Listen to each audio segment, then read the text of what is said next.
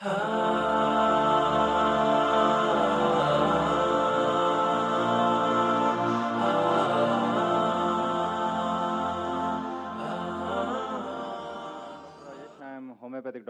janob, men doktor Rajeshman. Menda ikkita savol bor. Muhammad oxirgi payg'ambar bo'lganini o'qidim. Nima uchun bu oxirgi va yakuniy payg'ambar ekanligi ta'kidlangan? Bu sizning yangi payg'ambar paydo bo'lishdan qo'rqishingizni anglatadimi? Agar Alloh yangi payg'ambar yuborishga qaror qilsa, uning paydo bo'lishidan siz xursand bo'lmaysizmi? Birodarimiz ikkita savol berdilar. Birinchi savol, nega siz Muhammad oxirgi payg'ambar deb da'vo qilyapsiz? Alloh yana payg'ambar yuborishi mumkinmi? Va ikkinchi savol, agar Alloh yangi payg'ambar yuborishga qaror qilsa, unda siz nima qilgan bo'lardingiz? Men keyin oxirgi savolingizga qaytaman. Shunday qilib, birinchi savol, nega Muhammad sollallohu alayhi va sallam oxirgi payg'ambar ekanligini doimo ta'kidlayman. Nafaqat men buni ta'kidlayman, Vedalar buni ta'kidlaydi, Qur'oni Karim ta'kidlaydi va Injil ham ta'kidlaydi. Alloh taolo Qur'oni Karimning Al-Ahzab surasining 33-bob 40-oyatida shunday degan: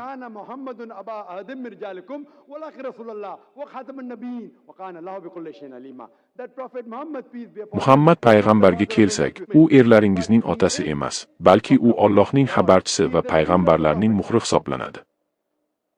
Albatta Alloh taolo hamma narsani bilguvchidir. Endi qudratli Xudo agar u yubormoqchi bo'lsa, albatta buni qila olishini aytdi. Ammo qudratli Xudo yolg'on gapirmaydi. Qodir Alloh hech qachon aldamaydi. Qur'oni Karimning Al-Ahzab surasining 33-bob 40-oyatida u oxirgi payg'ambar deyilgan.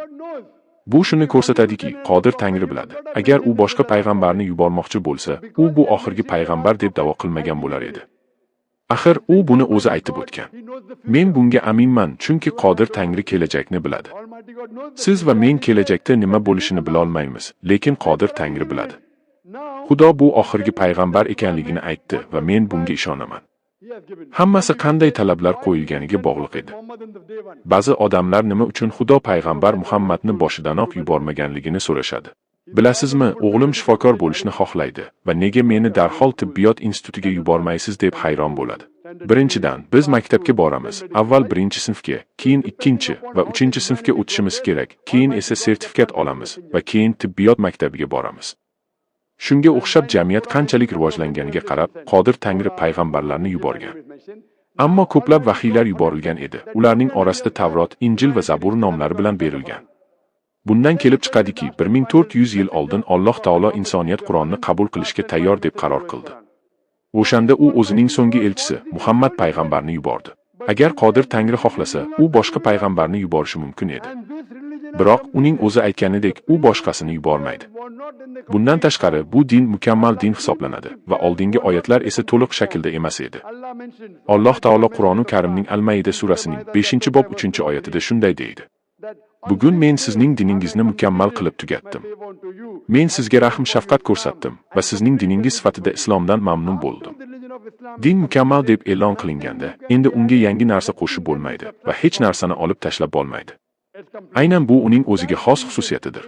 Agar bugun kimdir Qodir Tangridan vahiy olganini yoki o'zini Xudoning elchisi deb e'lon qilsa, u psixiatrga murojaat qilishi kerak. Bugungi kunda yuzlab odamlar o'zlarini xudolar, payg'ambarlar deb e'lon qilishadi. Ularning barchasi psixiatrning yordamiga muhtoj, chunki bundan keyin yangi oyat ham, yangi payg'ambar ham bo'lmaydi.